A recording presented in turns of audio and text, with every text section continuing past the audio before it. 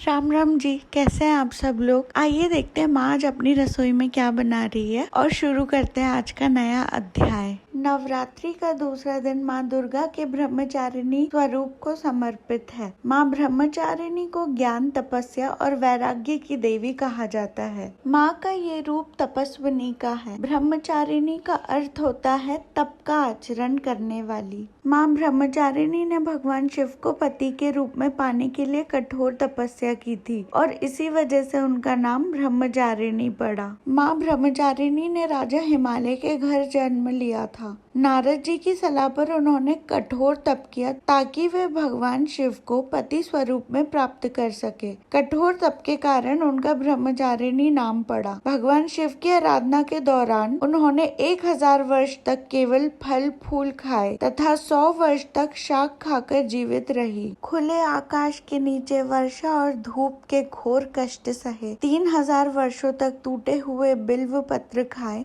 और भगवान शंकर की आराधना करती रही। इसके बाद तो उन्होंने सूखे बिल्व पत्र खाना भी छोड़ दिया। कई हजार वर्षों तक निर्जल और निराहार रहकर तपस्या करती रही। पत्तों को खाना छोड़ देने के कारण इनका नाम अपर्णा पड़ गया। कठोर तप से उनका शरीर क्षीण हो गया। उनका तप देखकर सभी देवता, ऋषि, मुनि अत्यंत प्रभावित हुए। उन्होंने कहा कि आपके जैसा तप कोई नहीं कर सकता है। आपकी मनोकामना अवश्य पूर्ण होगी। भगवान शिव आपको पति स्वरूप में प्राप्त होंगे। माँ ब्रह्मचारिणी की कथा का सार यह है कि जीवन के कठिन संघर्षों में भी मन विचलित नहीं होना चाहिए। माँ की कृपा से सर्व सिद्धि की प्राप्ति होती है। इनकी उपासना से तप, त्याग, वैराग्य, सदाचार और संयम की वृद्धि होती है। माँ की कथा बताती है कि जीवन में संघर्ष के बाद भी हमें अपनी जगह पर अडिग रहना चाहिए और कर्म से पीछे नहीं हटना चाहिए। देवी ब्रह्मचारिणी का चरित्र न केवल धार्मिक दृष्टि से महत्वपूर्ण है, बल्कि यह हमें जीवन के कई महत्वपूर्ण पाठ भी सिखाता है। माता ने अपने जीवन का अधिकांश समय तप और साधना में बिताया। यह दर्शाता है कि किसी भी लक्ष्य को प्राप्त करने के लिए कठिन परिश्रम और समर्पण आवश्यक है।